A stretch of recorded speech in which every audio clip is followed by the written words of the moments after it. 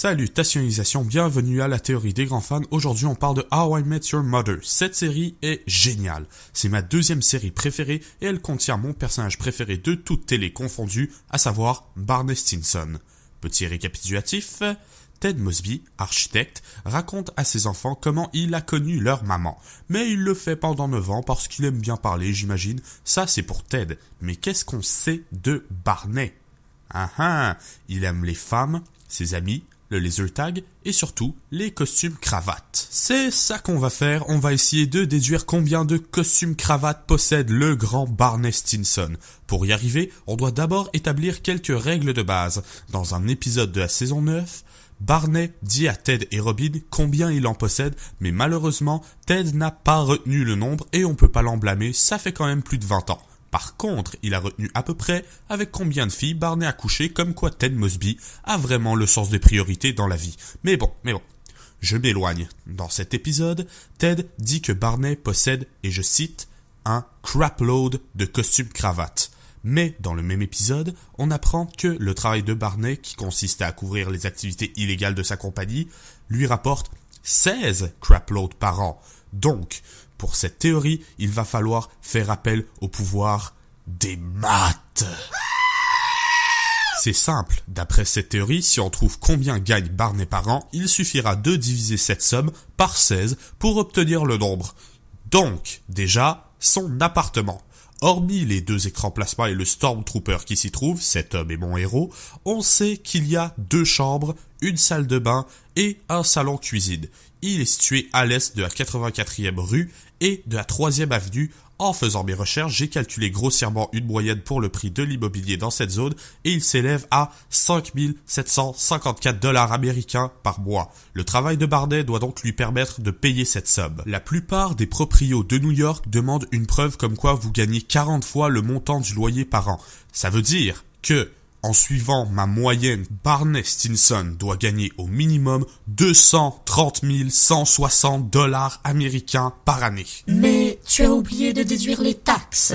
Ouais, mais l'épisode de la saison 9 nous dit que Barney sera payé un certain montant, donc 16 craploads, je le rappelle, sans préciser avant ou après taxe. Je vais donc travailler avec son revenu avant taxe. Donc, avant de vous donner la réponse, rappelez-vous que j'ai fait beaucoup d'estimations dans cette vidéo et que ce n'est pas forcément le nombre exact, mais plus d'approximation. Donc, le revenu annuel de Barney Stinson est autour de 230 160 $, qui sont les 16 craploads par an. Donc, diviser ce nombre par 16, ça donne, roulement de tambour, 14 385 costumes cravates au minimum.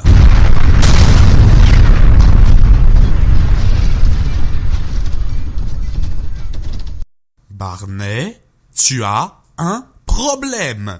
Il peut porter un costume différent chaque jour pendant 39 ans sans porter le même. J'ai 19 ans. Il aurait pu en porter un à ma naissance et ne pas l'avoir reporté depuis s'il en avait envie. Que quelqu'un l'amène chez un psychologue. C'est plus qu'une passion, cet homme est un acheteur compulsif. Quoi que j'y pense, il y a beaucoup d'autres raisons pour envoyer Barney Stinson chez un psychologue que sa passion pour les jolis vêtements. Mais sérieusement, pour vous démontrer à quel point c'est énorme, Podsman et Captain Salty vont compter jusqu'à 14 385 devant vous.